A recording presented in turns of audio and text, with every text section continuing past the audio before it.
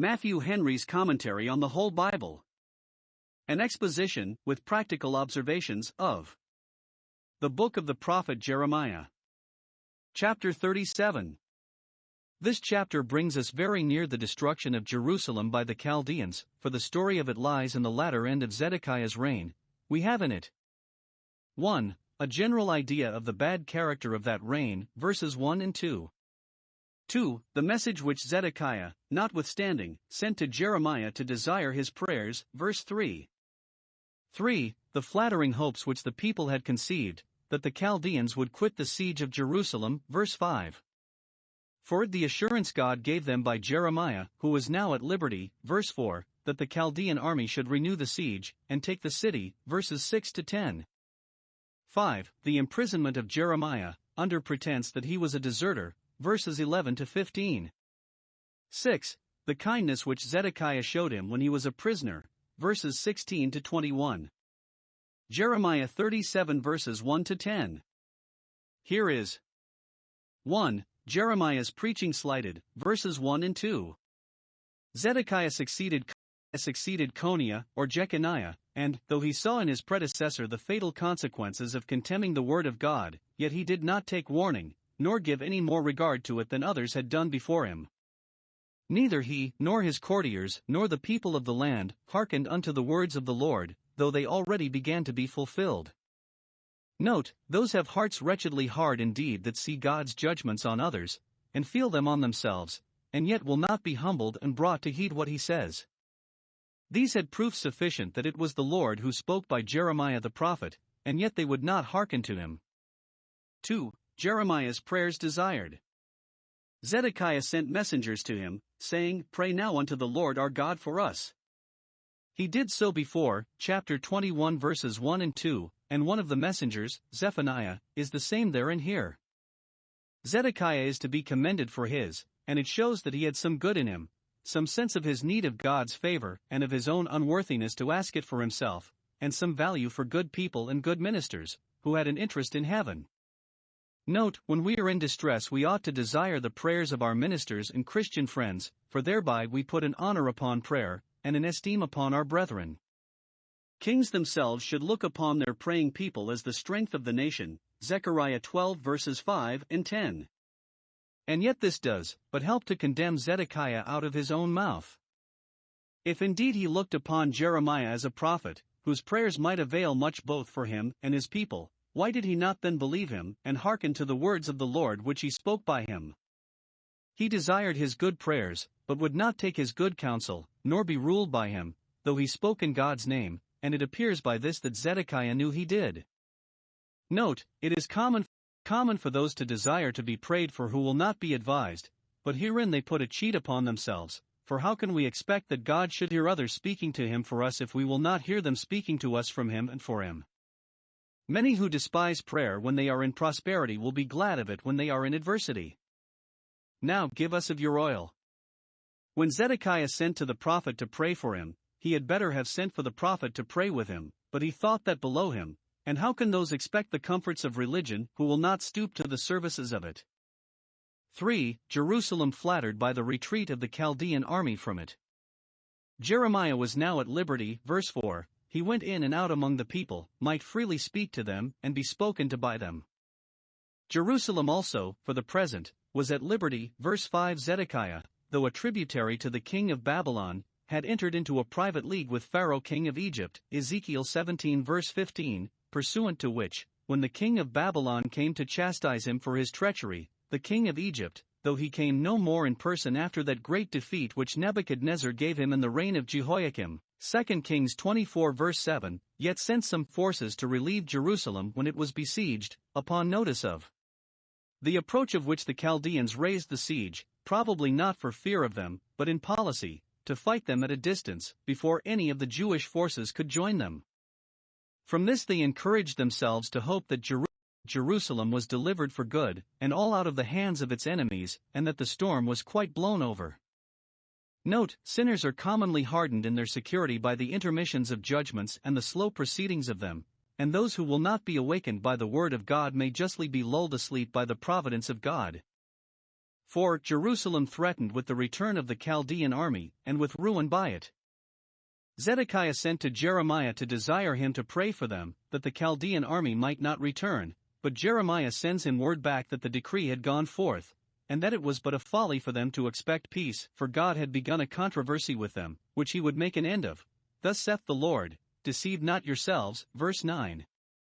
Note, Satan himself, though he is the great deceiver, could not deceive us if we did not deceive ourselves, and thus sinners are their own destroyers by being their own deceivers, of which this is an aggravation that they are so frequently warned of it and cautioned not to deceive themselves, and they have the word of God, the great design of which is to undeceive them.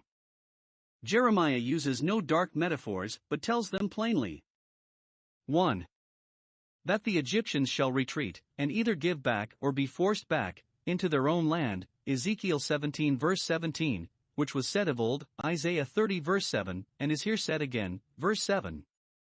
The Egyptians shall help in vain, they shall not dare to face the Chaldean army, but shall retire with precipitation. Note, if God help us not, no creature can. As no power can prevail against God, so none can avail without God nor countervail his departures from us. 2. That the Chaldeans shall return, and shall renew the siege and prosecute it with more vigor than ever, they shall not depart for good in all. Verse 9, they shall come again. Verse 8, they shall fight against the city. Note, God has the sovereign command of all the hosts of men, even of those that know him not, that own him not, and they are all made to serve his purposes. He directs their marches, their countermarches, their retreats, their returns, as it pleases him, and furious armies, like stormy winds, in all their motions are fulfilling his word. 3. That Jerusalem shall certainly be delivered into the hand of the Chaldeans, they shall take it, and burn it with fire. Verse 8. The sentence passed upon it shall be executed, and they shall be the executioners. Oh, but, say they, the Chaldeans have withdrawn, they have quitted the enterprise as impracticable.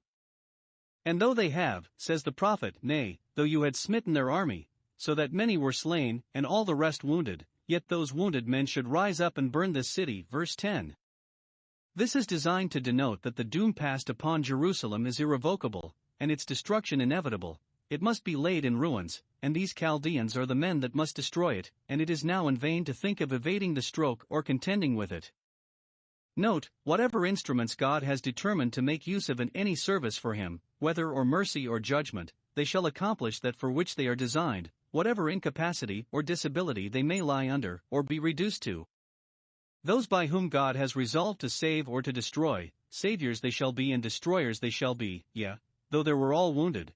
For as when God has work to do he will not want instruments to do it with, though they may seem far to seek, so when he has chosen his instruments they shall do the work, though they may seem very unlikely to accomplish it. Jeremiah 37 verses 11 to 21. We have here a further account concerning Jeremiah, who relates more passages concerning himself than any other of the prophets, for the histories of the lives and sufferings of God's ministers have been very serviceable to the church, as well as their preaching and writing. 1. We are here told that Jeremiah, when he had an opportunity for it, attempted to retire out of Jerusalem into the country, verses 11 and 12 when the Chaldeans had broken up from Jerusalem because of Pharaoh's army. Upon the notice of their advancing towards them, Jeremiah determined to go into the country, and, as the margin reads it, to slip away from Jerusalem in the midst of the people who, in that interval of the siege, went out into the country to look after their affairs there. He endeavored to steal away in the crowd, for, though he was a man of great eminence, he could well reconcile himself to obscurity. Though he was one of 1,000, he was content to be lost in the multitude and buried alive in a corner, in a cottage. Whether he designed for Anathoth or no does not appear, his concerns might call him thither, but his neighbors there were such as, unless they had mended since chapter 11 verse 21, might discourage him from coming among them, or he might intend to hide himself somewhere where he was not known and fulfill his own wish, chapter 9 verse 2, oh that I had in the wilderness a lodging place. Jeremiah found he could do no good in Jerusalem, he labored in vain among them, and therefore determined to leave them. Note, there are times when it is the wisdom of good men to retire into privacy, to enter into the chamber and shut the doors about them. Isaiah 26 verse 20. 2. That in this attempt he was seized as a deserter and committed to prison. verses 13 to 15, he was in the gate of Benjamin. So far he had gained his point, when a captain of the ward, who probably had the charge of that gate, discovered him, and took him into custody. He was the grandson of Hananiah, who, the Jews say, was Hananiah the false prophet, who contested with Jeremiah, chapter 28 verse 10, and they add that this young captain had a spite to Jeremiah upon that account. He could not arrest him without some pretense, and that which he charges upon his is, "Thou fallest away to the Chaldeans," an unlikely story, for the Chaldeans had now gone off. Jeremiah could not reach them, or, if he could, who would go over to a baffled army? Jeremiah therefore, with good reason, and with both the confidence and the mildness of an innocent man, denies the charge. "It is false. I fall not away to the Chaldeans. I am going upon my own lawful occasions." Note, it is no new thing for the church's best friends to be represented as in the interest of her worst enemies. Thus have the blackest characters been put upon the fairest purest minds, and, in such a malicious world as this is, innocency, nay, excellency itself, is no fence against the basest calumny. When at any time we are thus falsely accused, we may do as Jeremiah did, boldly deny the charge, and then commit our cause to him that judges righteously. Jeremiah's protestation of his integrity, though he is a prophet, a man of God, a man of honor and sincerity, though he is a priest, and is ready to say it in verbo sacerdotis on the word of a priest, is not regarded, but he is brought before the privy council, who without examining him and the proofs against him, but upon the base malicious insinuation of the captain, fell into a passion with him. They were wroth, and what justice could be expected from men who, being in anger, would hear no reason?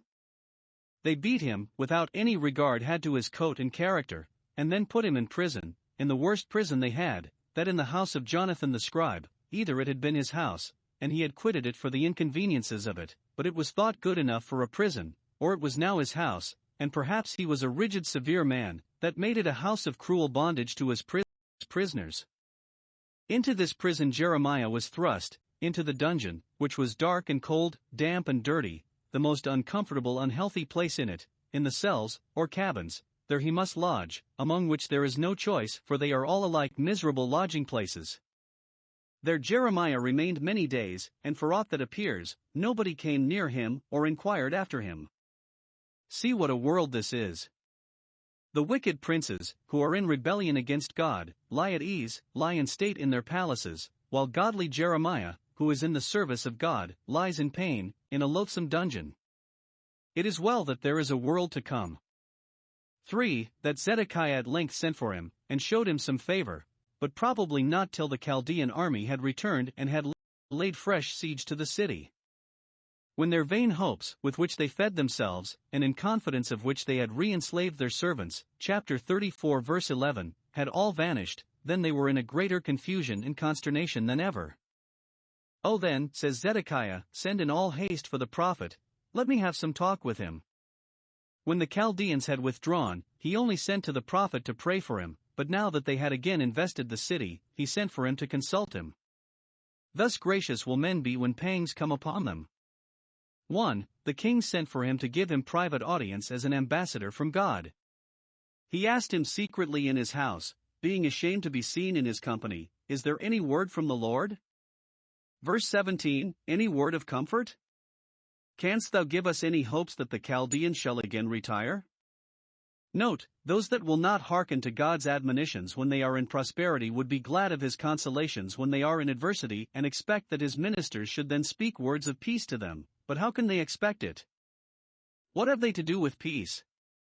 Jeremiah's life and comfort are in Zedekiah's hand, and he has now a petition to present to him for his favor, and yet, having this opportunity, he tells him plainly that there is a word from the Lord, but no word of comfort for him or his people. "Thou shalt be delivered into the hand of the king of Babylon." If Jeremiah had consulted with flesh and blood, he would have given him a plausible answer, and, though he would not have told him a lie, yet he might have chosen whether he would tell him the worst at this time. What occasion was there for it, when he had so often told it him before? But Jeremiah was one that had obtained mercy of the Lord to be faithful, and would not, to obtain mercy of man, be unfaithful either to God or to his prince. He therefore tells him the truth, the whole truth. And, since there was no remedy, it would be a kindness to the king to know his doom, that, being no surprise to him, it might be the less a terror, and he might provide to make the best of bad. Jeremiah takes this occasion to upbraid him and his people with the credit they gave to the false prophets, who told them that the king of Babylon should not come at all, or, when he had withdrawn, should not come again against them. Verse 19. Where are now your prophets, who told you that you should have peace? Note, those who deceive themselves with groundless hopes of mercy will justly be upbraided with their folly when the event has undeceived them. 2. He improved this opportunity for the presenting of a private petition, as a poor prisoner, verses 18 and 20. It was not in Jeremiah's power to reverse the sentence God had passed upon Zedekiah, but it was in Zedekiah's power to reverse the sentence which the princes had given against him, and therefore, since he thought him fit to be used as a prophet, he would not think him fit to be abused as the worst of malefactors. He humbly expostulates with the king, "What have I offended against thee, or thy servants, or this people? What law have I broken, what injury have I done to the common welfare, that you have put me in prison?" And many a one that has been very hardly dealt with has been able to make the same appeal, and to make it good. He likewise earnestly begs, and very pathetically, verse 20, "Cause me to return to yonder noisome jail, to the house of Jonathan the scribe, lest I die there." This was the language of innocent nature, sensible of its own grievances, and solicitous for its own preservation. Though he was not at all unwilling to die God's martyr, yet, having so fair an opportunity to get relief, he would not let it slip, lest he should die his own murderer. When Jeremiah delivered God's message, he spoke as one having authority, with the greatest boldness, but when he presented his own request, he spoke as one under authority, with the greatest submissiveness. "Near me, I pray thee, O my lord the king. Let my supplication, I pray thee, be accepted before thee." Here is not a word of complaint of the princes that unjustly committed him, no offer to bring an action of false imprisonment against them, but all in a way of modest supplication to the king, to teach us that even when we act with the courage that becomes the faithful servants of God, yet we must conduct ourselves with the humility and modesty that become dutiful subjects to the government God hath set over us. A lion in God's cause must be a lamb in his own. And we find that God gave Jeremiah favor in the eyes of the king. 1. He gave him his request, took care that he should not die in the dungeon, but ordered that he should have the liberty of the court of the prison, where he might have a pleasant walk and breathe a free air. 2. He gave him more than his request, took care that he should not die for want, as many did that had their liberty, by reason of the straitness of the siege. He ordered him his daily bread out of the public stock, for the prison was within the verge of the court, till all the bread was spent.